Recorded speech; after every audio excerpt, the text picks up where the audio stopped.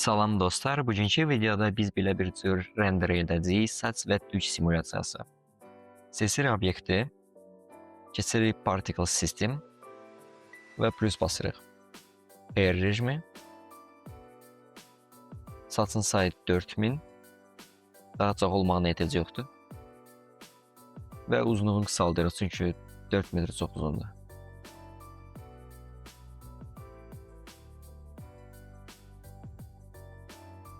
Keçirik Children və Interpolated. Display Amount 10.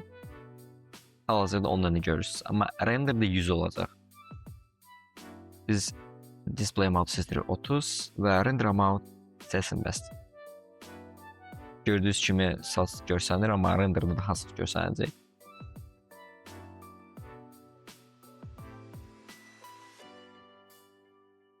Biraz da qısaltmaq olar. Hələ ki bu qədər normaldır.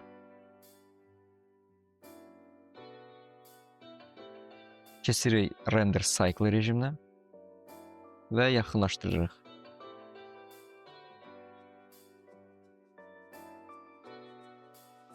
Keçirik Hair Shape və tükü nazikləşdiririk. Gördüyünüz kimi o qədər çox tükə hal-hazırda oxşamır.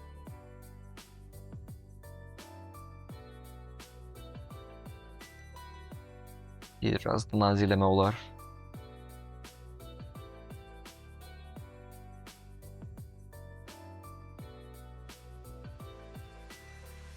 Keçirik Parting.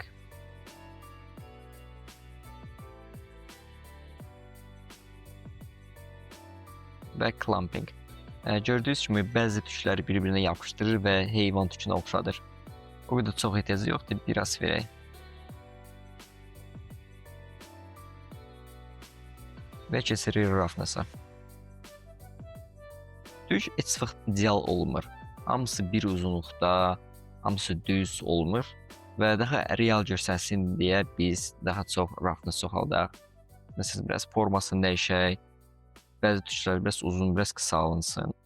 Tükləri biz eləyək. Endpoint məsəl üçün.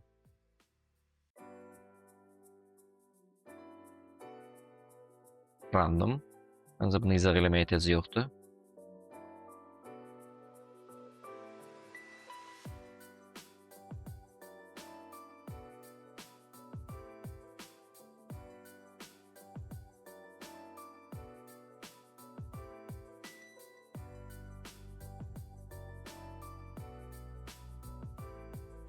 Əsas nastroykalar ilə roughness da edə bilərsiniz.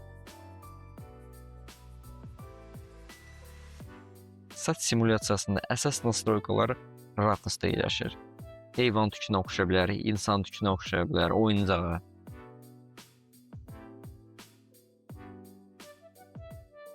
Qısa bir nastroykalar edək. Keçirik materiala. Principled BCDF silirik və onun əvəzinə Shift-A, Search və Principled Hair BCDF əlavə edirik. Qoşuruq BCDF Service və istədiyiniz rəngi qoya bilərsiniz. Işığı yandıraq və Render. Render Image ya da F12. Render olunur. Və bu qədər. Render hazırdır.